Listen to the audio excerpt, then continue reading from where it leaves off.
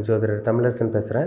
இந்த channel first time பார்க்குறவங்களா இருந்தீங்கன்னா சப்ஸ்கிரைப் பண்ணிக்கோங்க, பெல் பட்டனை கிளிக் பண்ணிக்கோங்க, ஆளுங்கிற ஆப்ஷன் இருக்கும், அதையும் சூஸ் பண்ணிக்கோங்க. அப்போ தான் நாங்கள் போடுற பதிவுகள் எல்லாமே உங்களை சேரும். இன்றைக்கி நம்ம இந்த பதிவில் பார்க்க போகிற ராசி விருச்சிக ராசி. காலபுருஷ தத்துவப்படி 8ஆம் ராசி விருச்சிக ராசி. உங்கள் ராசி அதிபதி செவ்வாய். தமிழ் புத்தாண்டு ராசி பலன் 2024 விருச்சிக ராசி நேயர்களுக்கு நம்ம எப்படி இருக்குன்னு பார்க்கலாம். சரிங்களா? தமிழ் புத்தாண்டு இந்த வருடம் பாருங்கள், உங்களுக்கு குரு பயிற்சி நடக்கும். அதாவது தமிழ் புத்தாண்டு ஏப்ரல் மாதம் நடக்கும். அடுத்த மாதம் மே மாதம் குரு பயிற்சி நடக்கும். உங்கள் ராசிக்கு 6ஆம் இடத்துல மேச ராசியில் இருக்க குரு 7ஆம் இடத்துக்கு வந்துடுவார், ரிஷபராசிக்கு வந்துடுவார். அதாவது விருச்சிக ராசிக்கு 7ஆம் ராசி ரிஷபராசி, குரு வந்துடுவார். நல்ல ஒரு பயிற்சிங்க. குரு பலன் சொல்கிறாங்க பார்த்தீங்களா, அந்த குரு பலன் உங்களுக்கு வந்துருச்சு. ராசிக்கு 4ஆம் இடத்துல சனி சுகஸ்தானத்தில் சொந்த வீட்டில் கும்ப ராசியில் இருக்காங்க. ராசிக்கு 5ஆம் இடத்துல ராகு மீன ராசியில் இருக்காங்க. கேது 11ஆம் இடமான லாபஸ்தானத்தில் கன்னி ராசியில் இருக்காங்க. இதுதான் இந்த வருட கிரகங்களுக்கு உண்டான அந்த அமைப்பு. ஏன்னா வருட கிரகங்கள் பார்த்திங்கன்னா ரொம்ப முக்கியத்துவமாக கொடுத்து நம்ம பார்த்துட்ருக்கோம். ஏன்னா சனி 2.5 வருஷம் ஒரு ராசிலேருந்து போகிறதுக்கு 2.5 வருஷம் டைம் எடுத்துக்குவார். ராகுக்கு இது 1.5 வருஷம் டைம் எடுத்துக்குவாங்க. குரு 1 வருஷம் டைம் எடுத்துக்குவாங்க. மற்ற கிரகங்களில் பாருங்கள் மாத கிரகங்கள் தான். அது மாதம் பார்த்திங்கன்னா பாசிட்டிவ் நெகட்டிவிட்டி அப்படியே அப் அண்ட் டவுன் இருக்க தான் செய்யும். ஆனால் வருட கிரகங்களோட இம்பேக்ட் தொடர்ந்து இருக்கும். நல்லது ஒரு மனுஷனுக்கு நல்லது நடந்தால் தொடர்ந்து நல்லது நடக்கும், கெட்டது நடந்தால் தொடர்ந்து கெட்டது தான் நடக்கும். அப்போ அந்த வருட கிரகங்கள் அதிகமாக முக்கியத்துவம் கொடுத்து பார்க்குறோம். சரிங்களா? இப்போ உங்கள் வருட கிரகங்கள் பாருங்கள், உங்கள் ராசிக்கு பார்த்திங்கன்னா யோகாதிபதி குரு தான். அவர் ராசிக்கு 7ஆம் இடத்துக்கு வரப்போகிறார். நிறைய பேர்த்துக்கு ஆசை கனவுன்னு ஒன்று இருக்குது. நல்ல வீடு வாங்கணும், செட்டில் ஆகணும், ஜெயிக்கணும், நல்லா சம்பாதிக்கணும், குடும்பத்தை காப்பாற்றணும். இதெல்லாம் ஒவ்வொருத்தருக்கும் ஒவ்வொரு விதமான கனவுகளும் லட்சியத்தோடு வாழ்ந்துட்டுருக்கீங்க. ஆனால் இந்த வருடம் பாருங்கள், ஒவ்வொருத்தருக்கும் ஒவ்வொரு விதமான சில விஷயங்கள் நடக்க ஆரம்பிக்கும். அந்த குரு பயிற்சியிலிருந்து இந்த மே மாதம் 1ஆம் தேதியிலிருந்து பாருங்கள் நிறைய நல்லது நடக்குங்க.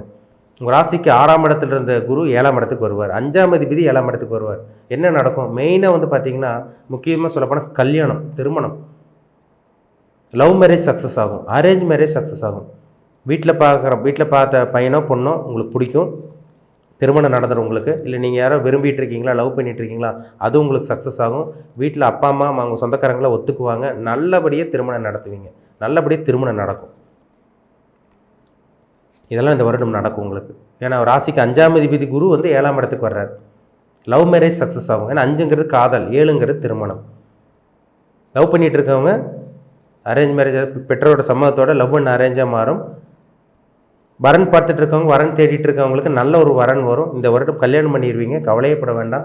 திருமண தடங்கள் எல்லாம் உங்களை விட்டு விலக போகுது. உங்கள் மேலே ஒரு வெளிச்சம் பட போகுது. குரு ஒரு வெளிச்சத்துக்கு உண்டான கிரகம், ஒளி கிரகம். உங்கள் மேலே ஒரு வெளிச்சம் போடும். நிறைய விருச்சிக ராசி நேயர்களுக்கு பாருங்கள், உடம்பு சரியில்லாமல் போச்சு, அலைச்சல் தான், ஓவராக அலைஞ்சிட்டு இருக்கீங்க. வேலை தொழில்னு அலைஞ்சிட்டே இருக்கீங்க. சம்பாதிக்கணும் அப்படியே ஓடிட்டே இருக்கீங்க. ஆனால் நல்லதே நடக்க கிடையாது. சம்பாதிக்கிறீங்க, வீட்டுக்கு வர்றீங்க, மறுபடியும் வேலைக்கு போகிறீங்க, வீட்டுக்கு வர்றீங்க, இப்படியே வாழ்க்கை அப்படியே போயிட்டுருக்கு. ஆனால் நிம்மதின்னு ஒன்று வேணும்ல. அந்த நிம்மதி கிடைக்கக்கூடிய ஒரு வருடம் தான் இந்த வருடம். இந்த வருடம் நிம்மதி கிடைக்கும். ஏன்னா உங்கள் ராசிக்கு 7ஆம் இடத்துல இருக்க குரு உங்கள் ராசி பார்ப்பார். 4ஆம் இடத்துல இருக்க சனி என்ன பண்ணார்? அலைச்சல் திருச்சல் கொடுத்துருந்தாரு. அம்மாவோட உடல் ஆரோக்கியம் சரியில்லாமல் போச்சு. உங்களுக்கு ஹெல்த் கண்டிஷன் மோசமாக இருந்தது, நிறைய மாத்திரை மருந்து எடுத்தீங்க, உடம்பு சரியில்லாமல் போச்சு. வண்டி வீடு வாங்கினத்தில் ஏதோ ஒரு பிரச்சனை, வீடு ஏதோ ஒன்று பிரச்சனை, உங்களுக்கு வீடு ஆல்ட்ரேஷன் பண்ண முடியல, ஒரு வீட்டில் நிம்மதியாக இருக்க முடியல, வாகனத்தில் அடிக்கடி ரிப்பேர் வச்சுட்டே இருந்தது, சொத்து பிரச்சனை, அப்படி இப்படின்னு உங்களுக்கு போயிட்டே இருந்துச்சுல்ல. இதெல்லாமே இந்த வருடம் அப்படியே படிப்படியாக உங்களை விட்டு விலக போகுது. உங்கள் ஆசைகள் நிறைவேற போகுது. பிரச்சனைகள் விலகி நல்லது நடக்கக்கூடிய ஒரு வருடம் இந்த 2024. நல்லது நடக்கும். 7ஆம் இடத்துல இருக்க குரு உங்கள் ராசி பார்க்குறதுனால உடல் ஆரோக்கியத்தில் நல்ல ஒரு மாற்றம் கிடைக்கும், மனசில் ஒரு தைரியம் கிடைக்கும். கலைத்துறையில் இருக்கவங்களுக்கு நல்ல ஒரு முன்னேற்றம், இந்த மீடியா ப்ரெஸ்ஸில் இருக்கவங்களுக்கெல்லாம் பார்த்திங்கன்னா நல்ல ஒரு முன்னேற்றம் இருக்கும். புத்திர பாக்கியம் கிடைக்காமல் இருந்தவங்களுக்கு இந்த வருடம் புத்திர பாக்கியம் கிடைக்கும்.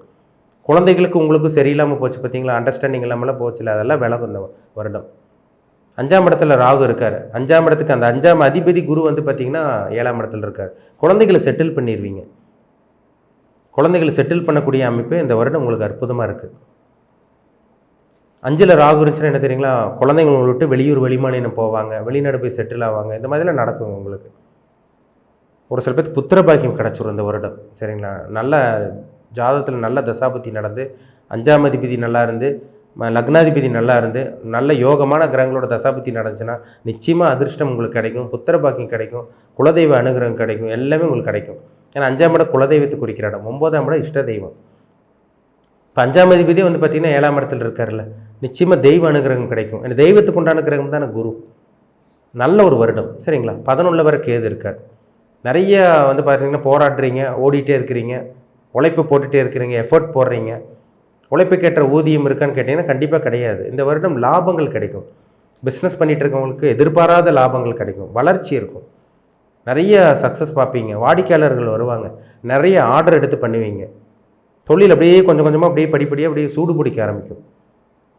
கொஞ்சம் கொஞ்சமாக டெவலப் ஆவீங்க இந்த வருடம். 2024ஆம் ஆண்டு பணம் வரக்கூடிய ஒரு வருடம், நல்ல ஒரு வருடம். ஏன்னா உங்கள் ராசிக்கு 2ஆம் அதிபதி குரு, 5ஆம் அதிபதி குரு, அவர் 7ஆம் இடத்துலேருந்து உங்கள் ராசி பார்க்குறாரு. அப்போ தனம், குடும்பஸ்தானம், தனஸ்தானம், வாக்குஸ்தான அதிபதி குரு, அவர் 7ஆம் இடத்துல இருக்கிறனால பணம் வரும், உங்கள் பேச்சுக்கு மதிப்பு மரியாதை கிடைக்கும், குடும்பத்தில் இருந்து அந்த பிரச்சனைகள், அந்த குழப்பங்கள் எல்லாம் விலகுங்க இந்த வருஷம். விருச்சிகராசி நேயர்களுக்கு அற்புதமான வருடம். ஏன்னா 7.5 வருஷம் இதுக்கு முன்னாடி 2012 2020 வரைக்கும் கஷ்டப்பட்டீங்கல்ல. 2012 வரைக்கும் போராட்டமான ஒரு வாழ்க்கை தான், எந்த ஒரு நல்லது நடக்கலை. போராடுறீங்க, உழைச்சிட்டே இருக்கீங்க, ஓடிட்டே இருக்கீங்க, பணத்துக்காக ஓடிட்டே இருக்கீங்க, ஒரு தேடலில் இருந்துகிட்டே இருக்கீங்க. ஆசை நிறைவேறிச்சான்னு கேட்டிங்கன்னா எதுவுமே நிறைவேறலை. இதெல்லாமே இந்த வருடம் நிறைவேறும், நல்லது நடக்கும். விருச்சிகராசி நேயர்களுக்கு ஒரு பொன்னான காலகட்டம், அற்புதமான காலகட்டம், ஒரு தரமான ஒரு வருடமாக இந்த 2024ஆம் ஆண்டு உங்களுக்கு இருக்க போதில் சந்தேகமே கிடையாது. குரு ராசி பார்த்துட்டாலே வச்சுக்கோங்க, ஒரு வெளிச்சம் படுது. இருட்டுக்குள் இருக்க நீங்கள் வெளிச்சத்துக்கு வர்றீங்க, ஒரு தெளிவு கிடைக்கும், ஒரு புத்துணர்ச்சி கிடைக்கும், ஒரு தைரியம் கிடைக்கும், எல்லாமே நடக்கும். கவலைப்பட வேண்டாம் சரிங்களா. 4ஆம் இடத்துல இருக்க சனி மட்டும் சின்ன சின்ன பிரச்சனைகள் பண்ணுவார். அம்மாவோட உடலாக இருக்க சின்ன சின்ன பிரச்சனைகள், இந்த மாதிரி சின்ன சின்னதாக இருக்கும், பெரிய அளவுக்கு பாதிப்பு இருக்காது. உங்களுக்கு இருந்து வந்து அந்த அலைச்சல் திருச்சல், அந்த உடல் சோர்வு, அந்த சௌகரியமாக ஃபீல் பண்ணுது, அசௌகரியமாக ஃபீல் பண்ணுது, அதெல்லாம் பார்த்திங்கன்னா அந்த டயர்ட்னஸ்ஸு, அந்த உடம்பு சரியில்லாமல் போனது, இதெல்லாமே உங்களுக்கு கிளியராக போகுது. கவலையப்பட வேண்டாம் சரிங்களா. உங்கள் ஜாதகத்தில் என்ன தசாபுத்தி போகுதுன்னு பாருங்கள், அது ரொம்ப முக்கியம் சரிங்களா. ஏன்னா இப்போ பொது பலனாக வந்து பார்த்திங்கன்னா பணம் வரும்னு சொல்லிவிட்டு லாபங்கள் கிடைக்கும், வெளிநாட்டு பிரயாணங்கள் சக்ஸஸ் கிடைக்கும், இதெல்லாமே உங்களுக்கு கிடைக்கும். அதே முயற்சி எல்லாமே நீங்கள் உங்களுக்கு சக்ஸஸ் ஆகும், எடுத்து வைக்கிற ஒவ்வொரு முயற்சியும் உங்களுக்கு சாதகமாக இருக்கும். இதெல்லாம் நம்ம பார்த்தோம். ஆனால் உங்கள் ஜாதகத்தில், பிறப்பு ஜாதகத்தில் என்ன தசாபுத்தி போகுது, என்ன கிரகத்தோட கண்ட்ரோலில் இருக்கீங்க, என்ன கிரகங்கள் உங்களை ஆட்டி படைச்சிட்டு இருக்குது, அதுதாங்க ரொம்ப முக்கியம். இப்போ விருச்சிகராசி நேயர்கள் 3 நட்சத்திரத்தில் இருப்பீங்க, என்ன நட்சத்திர பாதத்தில் இருக்கீங்க, என்ன நட்சத்திர பாதத்தில் பிறந்தீங்க, உங்கள் வயசு என்ன, மெயினாக உங்கள் வயது என்ன, 30 வயசுக்குள்ள இருக்கீங்களா, 30 வயசுக்கு மேலே இருக்கீங்களா, இல்லை 50 வயசுக்கு மேலே இருக்கீங்களா, அது ரொம்ப முக்கியம். என்ன தசாபுத்தி போகுது, என்ன கிரகங்கள் உங்களை வழிநடத்திட்டு இருக்குது, அதுதான் ரொம்ப ரொம்ப ரொம்ப முக்கியம்.